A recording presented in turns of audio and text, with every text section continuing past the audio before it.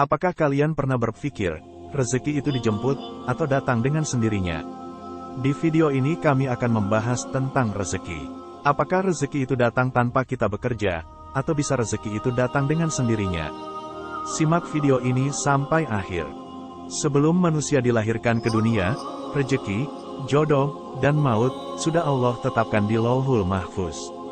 Bukan hanya manusia, semua makhluk Allah, rezekinya sudah ditetapkan. Seperti firman Allah dalam surat Hud ayat 6 yang artinya, dan tidak ada satupun makhluk bergerak, bernyawa, di muka bumi, melainkan semuanya telah dijamin rezekinya oleh Allah. Terkadang sebagai manusia biasa, kita sering gelisah memikirkan yang namanya rezeki. Bahkan ada beberapa orang, menghalalkan segala cara untuk mendapatkan rezeki itu. Padahal Allah sudah berjanji, seperti difirmankan dalam Al-Quran dalam surat Al-Ankabut ayat 60 yang artinya, dan berapa banyak makhluk bergerak yang bernyawa, yang tidak mampu membawa, mengurus, rezekinya sendiri. Allah lah yang memberi rezeki kepadanya, dan juga kepadamu. Dia maha mendengar lagi maha mengetahui. Setiap manusia, memiliki takaran rezekinya masing-masing. Jadi tidak perlu iri dan dengki, dengan rezeki yang dimiliki orang lain. Allah lah yang lebih tahu tentang apa yang kita butuhkan di dunia ini, bukan yang kita inginkan, sehingga rezeki yang sudah ditetapkan kepada kita, merupakan yang terbaik untuk hambanya. Sekarang, pertanyaannya adalah, apakah rezeki itu bisa datang tanpa sebab, cukup dengan bertawakal saja, atau, rezeki datang ketika kita melakukan ikhtiar? Berikut ada sebuah kisah menarik, dari Imam Syafi'i yang berdebat dengan gurunya, Imam Malik, tentang sebab datangnya rezeki. Imam Syafi'i adalah salah satu dari imam mazhab dalam ilmu fikih yang paling banyak diikuti oleh umat Islam di Indonesia. Pada saat berusia 13 tahun, beliau berangkat ke kota Madinah untuk berguru kepada ulama besar saat itu, yakni Imam Malik.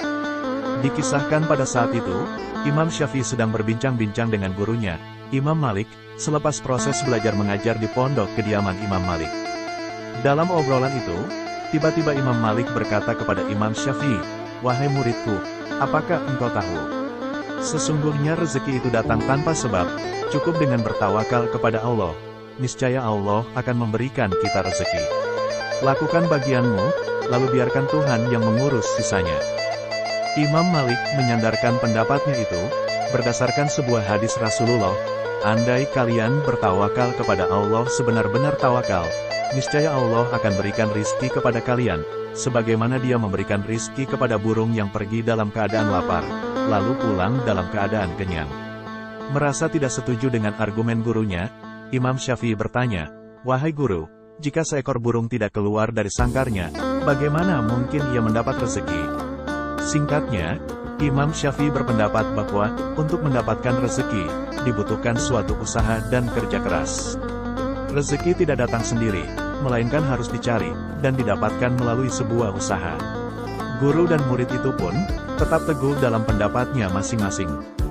Keesokan harinya, dalam suasana gundah gulana dan rasa tidak puas atas argumen dari gurunya tentang sebab datangnya rezeki, Imam Syafi'i pergi berjalan-jalan di sekitar pondok kediaman Imam Malik. Kemudian Imam Syafi'i melewati beberapa orang petani yang sedang memanen anggur di kebunnya. Salah seorang petani itu kemudian meminta bantuan Imam Syafi'i untuk membantu mereka memanen anggur. Dengan senang hati, Imam Syafi'i menyanggupi permintaan orang-orang tadi. Singkat cerita, setelah Imam Syafi'i selesai membantu orang-orang tadi memanen anggur, beliau mendapatkan beberapa ikat anggur sebagai upah. Beliau merasa senang. Imam Syafi'i semakin yakin dengan pendapatnya, kalau rezeki tidak datang sendiri, melainkan harus dicari dan didapatkan melalui sebuah usaha.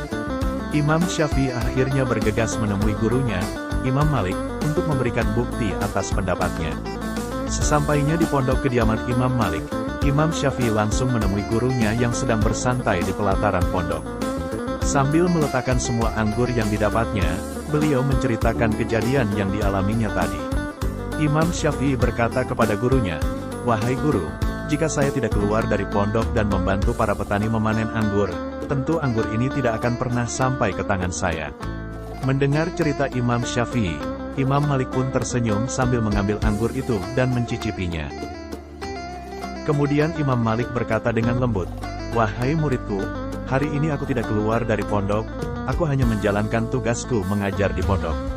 Tadi aku sempat berpikir, alangkah enaknya, jika di hari yang panas ini, aku bisa menikmati anggur. Tiba-tiba engkau datang, membawakanku beberapa buah anggur segar. Bukankah ini bagian dari rezeki yang datang tanpa alasan? Cukup dengan tawakal kepada Allah, pasti Allah akan memberikan rezeki.